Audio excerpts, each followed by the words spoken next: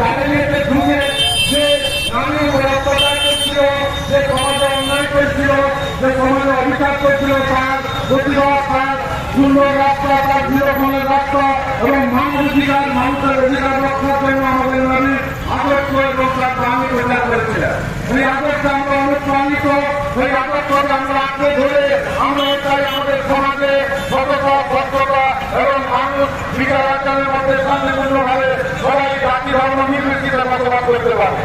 আমরা দেখছি যে আমরা ইদানিং কালে যে আর্থিক ঘটনা, সে ঘটনা আমরা শিক্ষার জন্য নিন্দা জানাই, আমরা যে প্রতিবাদের শান্তিপূর্ণ প্রতিবাদকে সমর্থন জানাই। আমরা চাই যারা এই ঘটনা ঘটেছে, যারা ধর্ষণ করেছে, তাদের প্রতি বিচার করে তাদের অবিলম্বে ফাঁসির ব্যবস্থা করা হোক। কিন্তু তার সঙ্গে আমরা এই কথা বলতে চাই যে গোটা ভারতবর্ষে যখন অন্যান্য রাজ্যে মহিলাদের কোনো অত্যাচার হয়, সেখানে আমাদের সমানভাবে সোচ্চার হওয়া উচিত। যখন আমাদের আশীর্বাদ ঘটনা ঘটে, তখন আমরা দেখি একটা শ্রেণীর লোক তারা নিয়োগ থাকে এবং সেটাই আমাদের কষ্টের কারণ। আমরা চাই যে নিশ্চয়ই আর্থিক ঘটনা কোনোভাবে খাটোভাবে দেখা যায় না, কিন্তু তার সঙ্গে যেখানে যেখানে আমাদের মা বোন অত্যাচারিত, যেখানে আমাদের মা বোনের উপরে অন্যায় হয়, সেখানে প্রতিবাদে আমরা সকল জাতি ধর্ম নির্বিশেষে সামিল হই। এটাই আমরা আশা রাখি, এটাই আমি আমাদের সমাজের কাছে, সমস্ত জাতি ধর্ম নির্বিশেষের সমাজের কাছে দাবি রাখি। আমরা দাবি রাখি আমাদের সবার মুক্তি সরকার আজাদিকে কোন কারণ ছাড়া অন্যায়ভাবে রাজনৈতিক ষড়যন্ত্র করে বন্দী রাখা হয়েছে, জেলবন্দি করা হয়েছে। আমরা অবিলম্বে তার মুক্তির দাবি জানাই। আমরা দাবি জানাই যারা ষড়যন্ত্রকারী তাদের বিরুদ্ধে ব্যবস্থা গ্রহণ করা হোক। আমরা সভা কমিটির মঞ্চ থেকে যদি আগামী দিনে মুক্তি আজাদিকে যদি জামিনে মুক্তি দেওয়া হয়, আমরা বৃহত্তর আন্দোলনে যাওয়ার অঙ্গীকার করে যাচ্ছি। আমরা দাবি জানাচ্ছি আমাদের মুসলিম সম্প্রদায়ের উপর গোটা ভারতবর্ষ ব্যাপী যে অন্যায় অত্যাচার সহ যে সংখ্যার উপর অন্যান্য হিন্দু ভাইদের উপরে যে অন্যায় অত্যাচার হচ্ছে তার প্রতিবাদ জানাচ্ছি। প্রতিবাদ জানাই আমরা এই মঞ্চ থেকে বাংলাদেশে যে হিন্দু ভাইদের উপর অত্যাচার হচ্ছে তারও প্রতিবাদ জানাই, ভিক্ষা জানাই।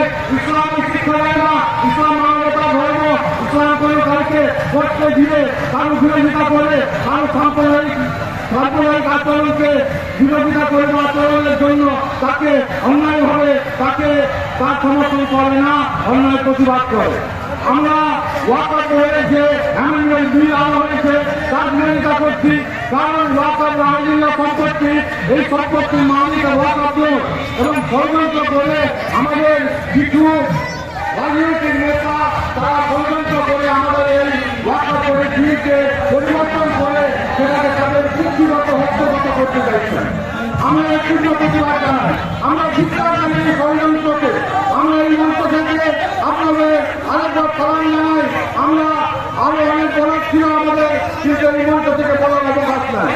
আমরা আপনাদের কাছে আবেদন করবো, আজকে যারা আমার সামনে আছেন, যারা দূরে শুনছেন, আমরা সকল সম্প্রদায়ে হিন্দু মুসলিম বৌদ্ধ ইসাই যারা আছে সবাইকে আমাদের তরফ থেকে, সব কমিটির তরফ থেকে আন্তরিকভাবে অভিনন্দন জানাই। কিন্তু আমরা যা বলছি যে আমরা আমাদের কাছাকাছি আমরা শান্তিপূর্ণভাবে বসবাস করবো। সভা কমিটি আমরা সবসময় সাম্প্রদায়িকতার বিরুদ্ধে এবং জাতীয় ঐক্য নাগরিকতার অধিকারের রক্ষার স্বার্থে এবং সাম্প্রদায়িক শান্তির পক্ষে কাজ করে থাকি। আমরা আজকে এই দাবিগুলো নিয়ে আমরা এখানে উপস্থিত হয়েছি। আমার পরবর্তী বক্তারাকে বলবেন, সেটা যাওয়ার পরে বলি যে নবীজির আদর্শ, সেই আদর্শ আগামী দিনে আমাদের কাছে পৃথিবীতে যে মানবতার জন্য নবী করিম সাল্লাল্লাহু আলাইহি সাল্লামকে পাঠানো হয়েছিল, সেই মানবতার জন্য আমাদের সেই পথকে আঁকে ধরতে হবে। আমরা যদি সেই পথ থেকে চলে যাই, তাহলে আগামী দিনে আমরা আরো বিপদের সম্মুখীন হব, আমরা আরো লাঞ্ছিত হব।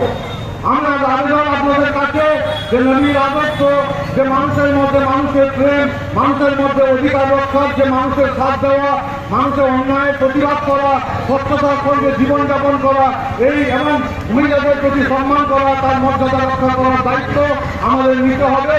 আর সারা কমিটি থেকে এই আহ্বান জানিয়ে আপনাদের সকলকে আমার পক্ষ থেকে অভিনন্দন জানিয়ে, সালাম জানিয়ে আমার বক্তব্য শেষ করছি।